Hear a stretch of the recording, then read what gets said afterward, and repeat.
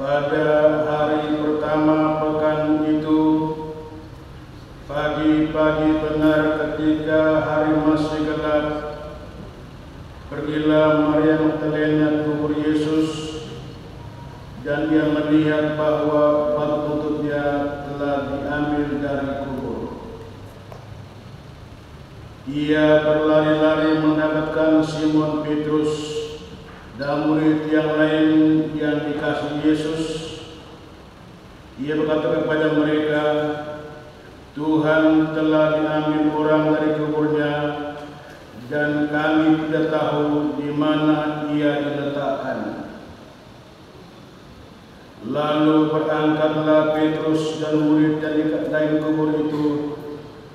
Keduanya berlari bersama-sama, tetapi murid yang lain itu berlari lebih cepat daripada Petrus, sehingga ia lebih dahulu sampai di kubur. Ia menengok ke dalam dan melihat kain kafan terletak di tanah, akan tetapi ia tidak masuk ke dalam. Kemudian tibalah juga Simon Petrus menyusul dia dan masuk ke dalam kubur itu.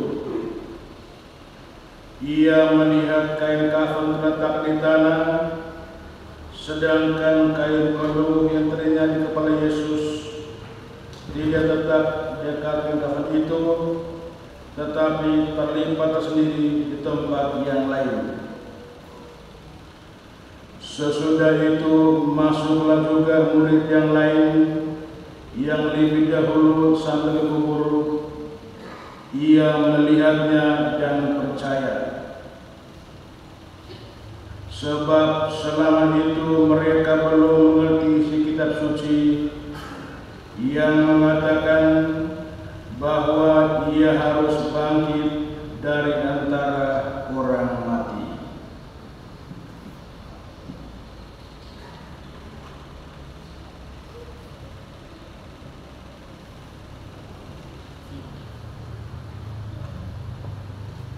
Demikianlah sabda Tuhan.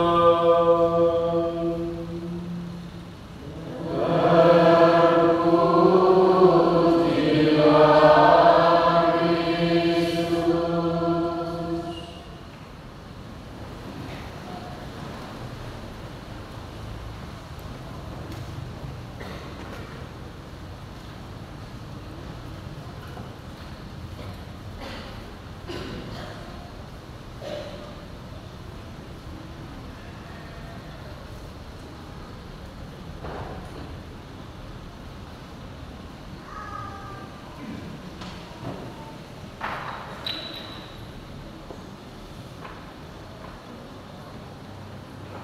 Bapak, Ibu, saudara-saudari, adik-adik umat Allah yang dicintai Tuhan, kesempatan khotbah pada Minggu Paskah ini saya akan membacakan Surat Gembala Paskah tahun 2024 Uskup Kusupan Pangkal Pinang. Hamba Allah akan berhasil ditinggikan, disanjung dan dimuliakan.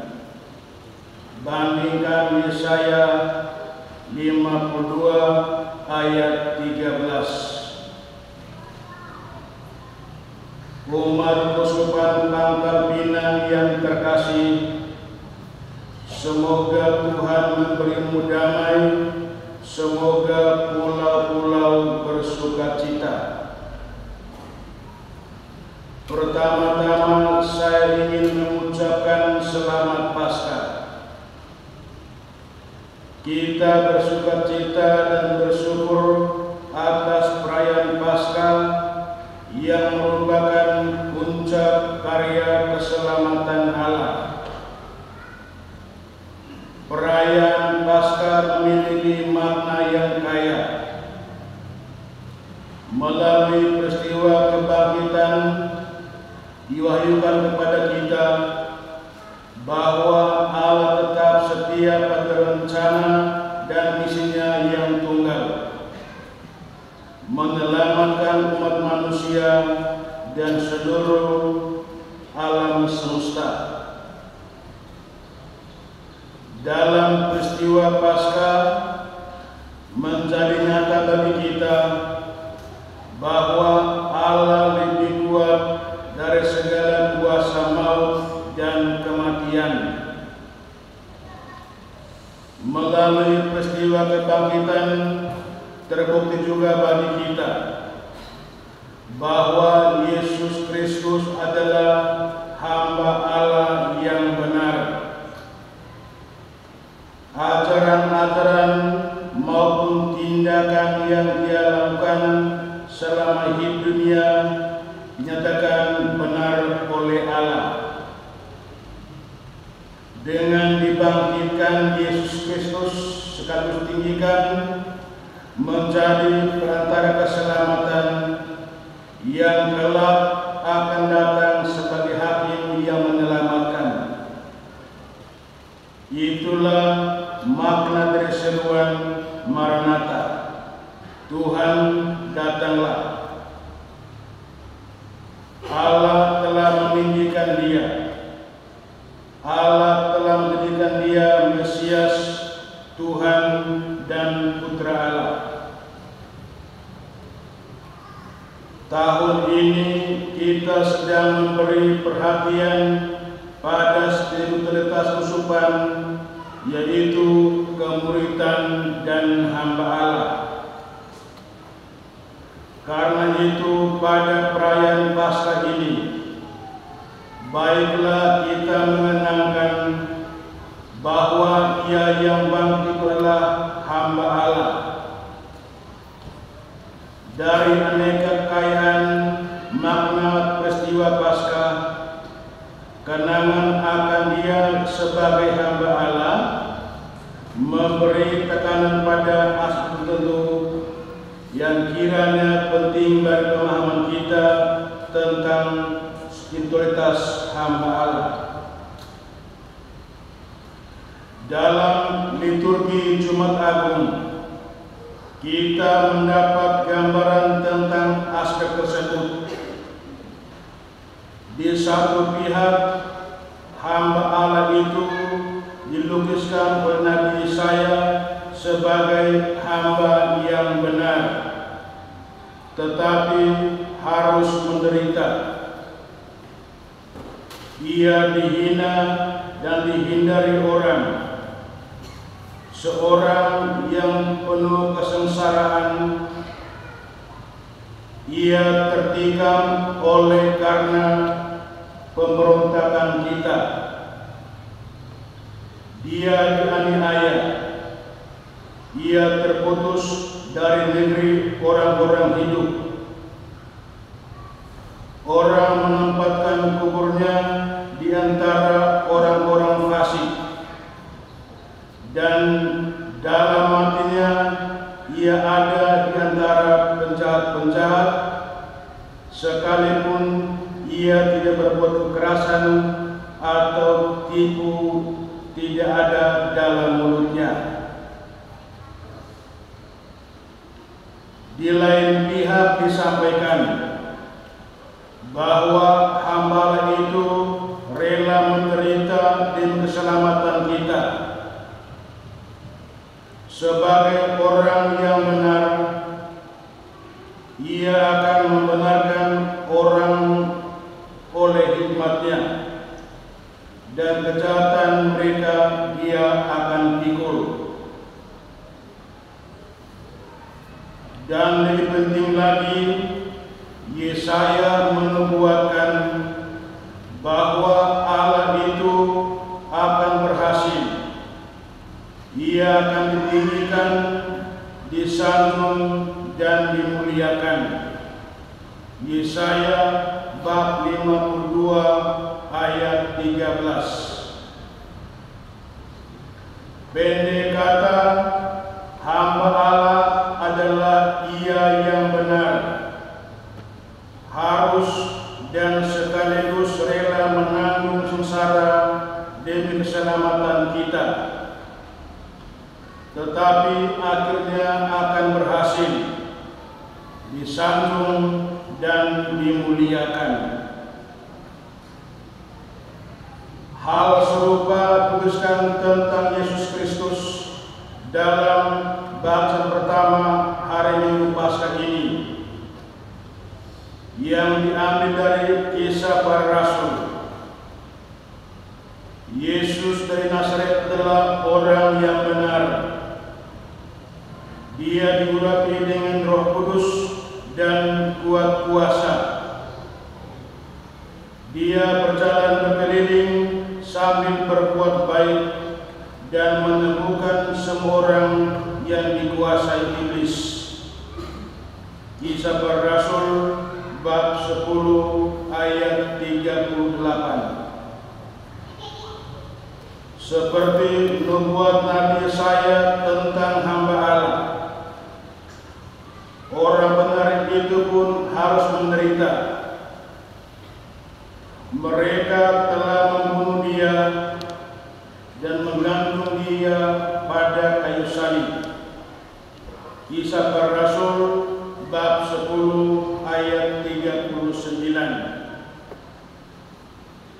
Akan tetapi ia pun akhirnya berhasil ditinggikan, disanjung, dan dimuliakan.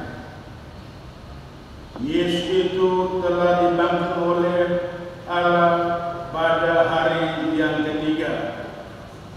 Kisah Para Rasul bab 10 ayat 40. Berkaitan dengan spiritualitas kemuliaan dan hamba Allah, makna apa yang dapat kita ambil? Termasuk dalam spiritualitas hamba Allah adalah kerelaan untuk menderita demi kebaikan orang lain. Kedua, ketabahan untuk tetap setia membela kebenaran meskipun difitnah, menjadi korban hoaks dan gosip. Tiga, iman dan harapan bahwa pada akhirnya kebenaran akan menang, mengalahkan kebohongan dan tipu muslihat. Kebaikan akan mengalahkan kejahatan, kehidupan akan mengalahkan maut.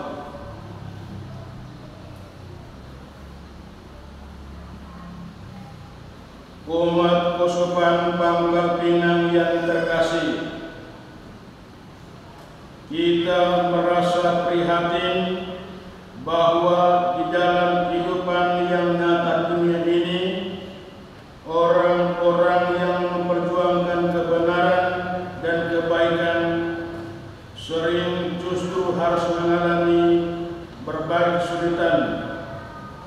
dibenci, difitnah, menjadi korban hoaks dan gosip. Kita perlu menunjukkan solidaritas konkret kepada mereka. Kita pun berharap dan berdoa agar mereka mendapatkan peneguhan dan penghiburan dari Yesus Kristus sendiri, hamba Allah yang telah menderita tetapi sudah bangkit mulia. Bagi kita yang ingin menjadi murid Kristus, semangat kemuridan dan hamba Allah, kita memohon agar tetap tidak kehilangan harapan bila harus mengalami berbagai kesulitan dan penderitaan dalam upaya mewartakan Injil. Merayakan Paskah dengan semangat kemuridan dan hamba Allah berarti menyatakan kesediaan dan tekad untuk hidup sebagai orang benar yang berkeliling sambil berbuat baik, setia dalam menghadapi berbagai kesulitan tanpa pernah kehilangan harapan. Karena merayakan Paskah memang pertama-tama berarti merayakan Kristus yang bangkit, tetapi bukan hanya Kristus, kita pun telah dibantu oleh Kristus. Hamba Allah akan berhasil disanjung dan dimuliakan. Selamat Paskah, Tuhan memberkati. Bangkal Pinang, Tumaret Beripat, Usuk Bangkal Pinang, Monsinyur Adrianus Sunarko,